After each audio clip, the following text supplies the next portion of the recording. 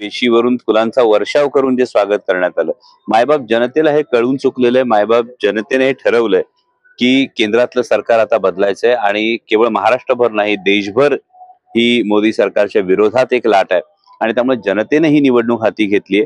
मायबाप जनताच आता पुढचा जो निकाल आहे तो इंडिया आघाडीसाठी सकारात्मक करेल. तर तुमचे जे विरोधक आहेत आढळराव असं म्हणतायत की आरोप केलाय त्यांनी की तुम्हाला अनेक ठिकाणी मतदारसंघामध्ये वेशीवर अडवलं जातं आणि ते प्रकार वाढतायत.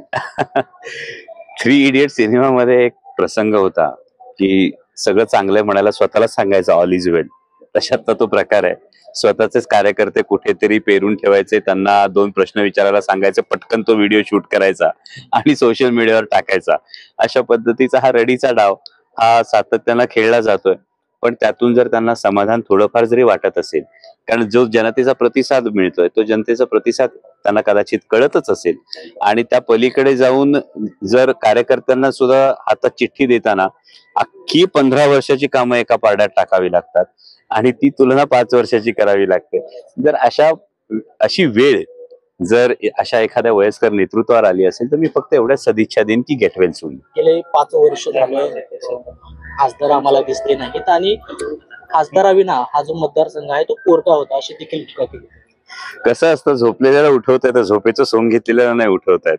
त्यामुळे विरोधाची कातडीच जर डोळ्यावर पांघरली असेल तर त्यांना कदाचित दिसलं नसेल की जे प्रकल्प मार्गी लावायला 15 वर्ष त्यांना जमलं नव्हतं.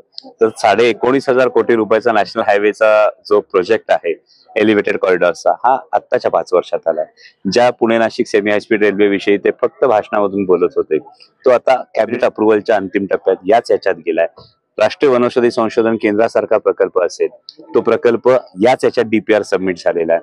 तेच या मतदारसंघाचे 15 वर्ष लोकप्रतिनिधी असताना त्यांना जो चाकणचे ESIS हॉस्पिटलचा विषय सुटला नव्हता, ते चाकणचे ESIS हॉस्पिटलची मंजुरी याच काळात आलेली आहे. कोविडच्या काळामध्ये 5 लाख नागरिकांचं लसीकरण करणारा हाच मतदारसंघ होता. रुपयाने कमी करणारा खासदार हा शिरूर लोकसभा मतदारसंघाचाच खासदार होता.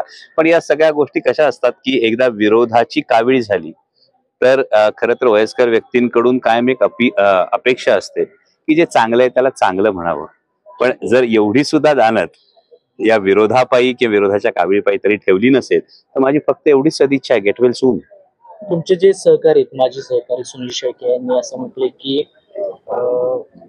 अमोल कोल्हे यांचं आणि माझं बोलणं झालं होतं पाटील आणि तुम्ही निवडणूक लढवणार नाही असं त्यांना म्हटलं होतं. मात्र अमोल कोल्हे चांगला अभिनय करतात आणि पुन्हा ते निवडणुकीत आलेली आहे असं सुनील यांना म्हणाले.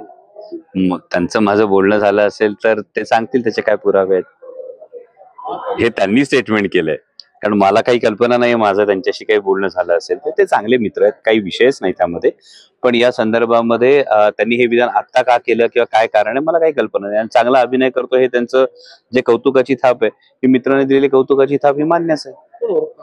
सुनील शेळके वारंवार रोहित पवारांवर टीका करतायत, नेमकं कारण काय त्यांना कोणी फार्स करतो? हे बघा, ही राजकीय भूमिका ते का घेतात माझी सुनील अण्णांची आता एवढ्यात काहीही चर्चा झालेली नाही. त्यामुळे ते काय विधान करतात याच्यावर मी प्रतिक्रिया देणं हे उचित ठरणार नाही. मी जर त्यांच्याशी बोललो तर काय नेमकं आहे हे समजून घेऊन मग मी बोलणं जास्त उचित ठरेल. तुम्ही त्यांना भेटून बोलणार जेव्हा वेळ